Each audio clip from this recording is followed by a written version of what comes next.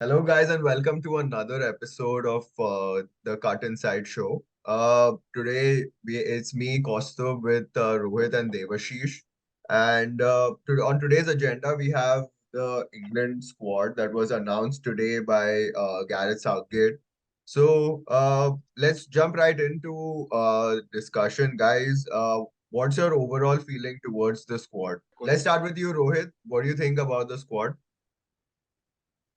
First of all, Southgate has done what Southgate usually does. He's always gone for someone left field and not who the Mhm. general public would go for. And it's very evident because with the inclusions of Calum Wilson and James Maddison, who, although they deserve to be there, it was totally unexpected. And the Mhm. fact that he's left Tomori out, a person who's won the league in Italy, out for the likes of Connor Cody and Maguire. That baffles me. But anyway, I don't think we should be surprised with Southgate's selections these days. The fact that he surprises us should not be surprising anymore. It's like that. What about you, Devashish? I actually have a different opinion. I Mhm. am not a very extremist anti-Southgate person. I've never been that. But what I Mhm. would say is I'm not as surprised because I don't think we expected Maddison, and he has got Maddison every so we need to give him credit for that to get Maddison when he was actually doing great. And then Maguire for me, it's like I understand he's been shit for so long, but Mhm. every time like in the World Cup until they lost to Croatia, in the Euros until they lost actually throughout the Euros, he has been brilliant for Southgate for England. And he's actually, if you look at the defenders who he hasn't even taken, even Tomori, he cannot actually play as a left-sided centre back. And Maguire probably is the only one apart from Ben Chilwell who was there. And Ben Mhm. Chilwell is now injured. Cody cannot do that. Shaw, he will use him as a wing back. So like he does, and because when you play as a right-footed player as a left-sided centre back, your body positioning has to be excellent. Otherwise, you will lose all the control in it. Correct. So I would say it's not as surprising for me that he has gone for the squad. The only reason I think he hasn't picked Tomori is maybe he likes to attack with set pieces, and Tomori isn't the greatest in the air. He has a Mhm. success aerial duel rate of 49%, which is not great for an English defender. That could be a reason. He hasn't. Or or He has or or actually. maybe he just doesn't watch the Serie A and he watched two of his games when he played against Yeah, Chelsea and he could made be. Yeah, blunders. could be. Yeah, I'm just making some explanations why he Yeah. has made those Mhm. decisions. So overall, he has surprised me in both ways, in good ways and also bad ways. It's a balance of both. Overall, I think England fans should not be that that disappointed with that score because they have got Maddison and all the players they wanted. Correct. I think having covered Maguire and Tomori, I think next we should move into midfield. I think the biggest surprise for everyone would be Maddison's inclusion, followed by Gallagher's inclusion.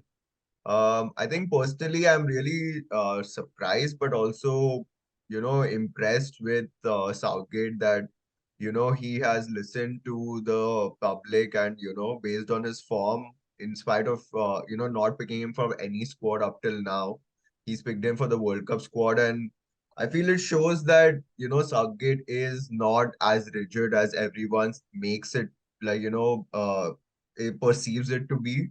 He is rigid in some ways, like he wants to be defensive first, cautious first. But I think going forward, as long as he has his back five, I think he's a bit more flexible going forward. So Rohit, what do you think about Gallagher's inclusion? Yeah, I don't know, to be very honest. I think it's more of a personal choice for Southgate rather than it being an obvious choice. Because I Mm-hmm. feel like Southgate is a type of manager that likes that direct attacking threat. He doesn't prefer technicians in midfield. He is more of a person who he's an old school manager. Let's put it that way. And Gallagher is not a technician in midfield. He is not great in possession. But what Gallagher will do is give you industry. He will run box to box. He'll run all over the pitch and he will attack when it's needed. He will be a fox in the box, and there's probably something that Southgate likes because if you remember, there was a lot of clamor over Mount being selected 24/7. I mean, by every single manager. And see, Mount Correct. is a good player. He's a better player on the ball than Gallagher, but he's also not a technician per se. But Southgate persisted with Mount despite a lot of people wanting Foden to play centrally, even though that's not Foden's best position. So I just feel like it's more of a Southgate pick, a very Southgate pick more than anything else. Uh, Devashish, coming to you about Maddison, do you think it is well deserved? Or do you think, someone else deserved to have that spot? What's your opinion? No, mate. I mean, the way Madison has performed this season, we can't say that anyone else above him deserve that because, like, on their prime performances, we can probably say Grealish is better than Maddison. Or when he was at Villa, he overtook Maddison, and even he was better than Foden when he was at Villa. He was just a Mhm. special player. But at the moment, Foden is in such a great team that you cannot really, the style of play is so different in England and Man City that you can't say that Foden will play well because at Man City he can be like, okay, I'm not playing well today. Let's give it to Haaland. Today, let's give it to De Bruyne. Let's give it to Cancelo. He has all that luxury Mhm. around him. So in England, it will be a different story. Mount is a different sort of player. You don't need to build a team around Mount to get the best out of him. He will give his 100%. We know that. Madison is again he's in the middle of both of them. So he's like not very bad off the ball and brilliant on the ball. I think the way he used Grealish in the Euros as an off the bench player to change the Mhm. game like he did against Germany and against Denmark as well. I think that's the way he will look at Maddison this time around. He could play him in a 4-2-3-1 in the group stages, but once they enter Correct. against a strong team in the knockout phases and then they move to a 3-5-2 or a 3-4-3, that's where I think Mhm. it will be Sterling, Kane, and Saka instead of a Foden or a Maddison, which I completely understand. It's tournament football. You cannot be all guns blazing. You have to be strategic. You have to be calculated in the risks you take. And I think he will use Maddison well. And if he gets 20 minutes per match, that's not bad, is it?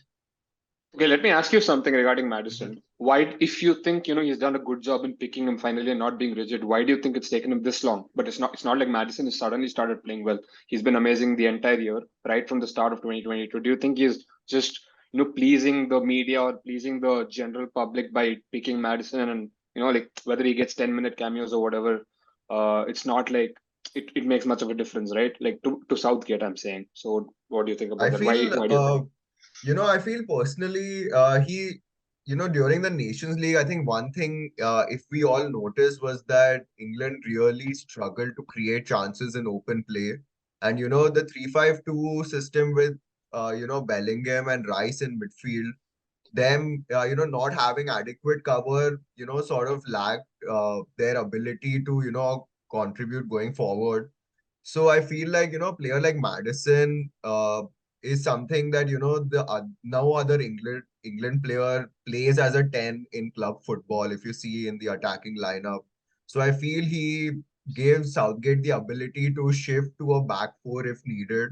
And also, as you mentioned, like as a Hail Mary in like the 80th minute, you throw him onto the field and even from set pieces, he's been scoring a few free kicks. He's great on dead ball situations. And, even from outside the box, he can take a shot and shoot and score as well. So I think Southgate, maybe it could be to please people, but I feel like he has seen why there was so much clamor for Maddison was the fact that he provides this other like a plan B for England, if you say.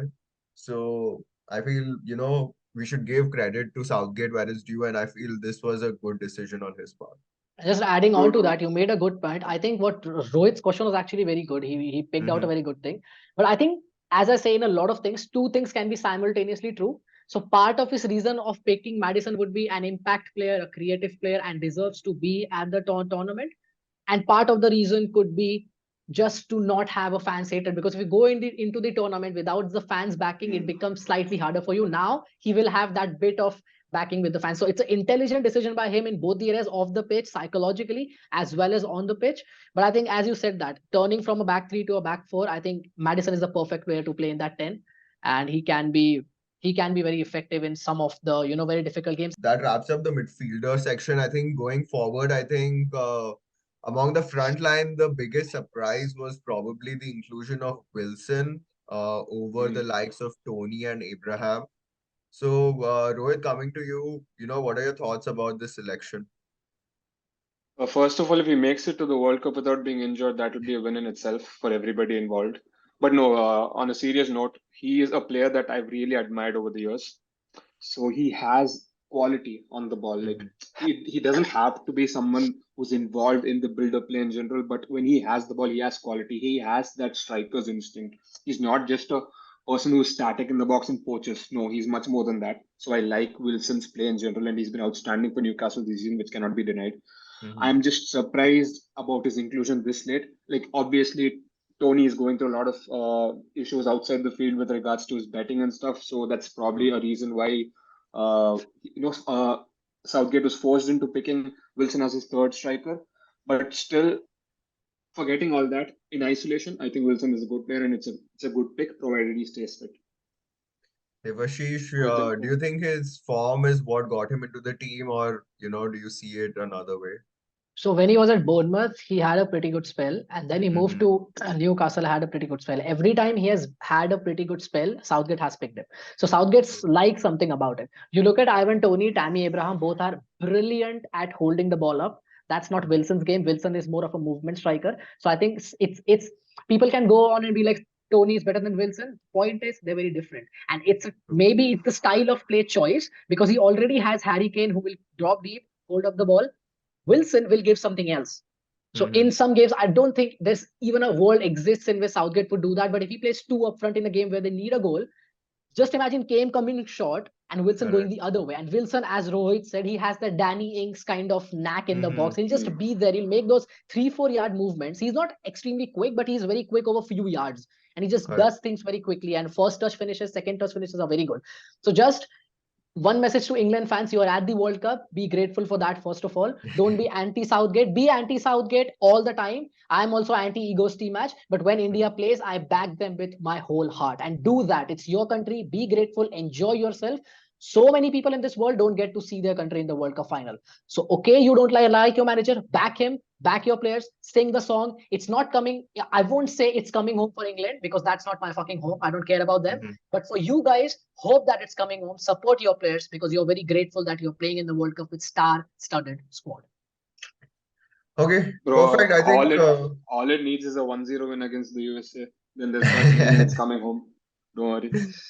that's true. I think that brings us to the end of this episode. I think we just quickly wanted to give our thoughts on the England squad. I think you should go and Devash, you should add the link to the the squad tier list that we made.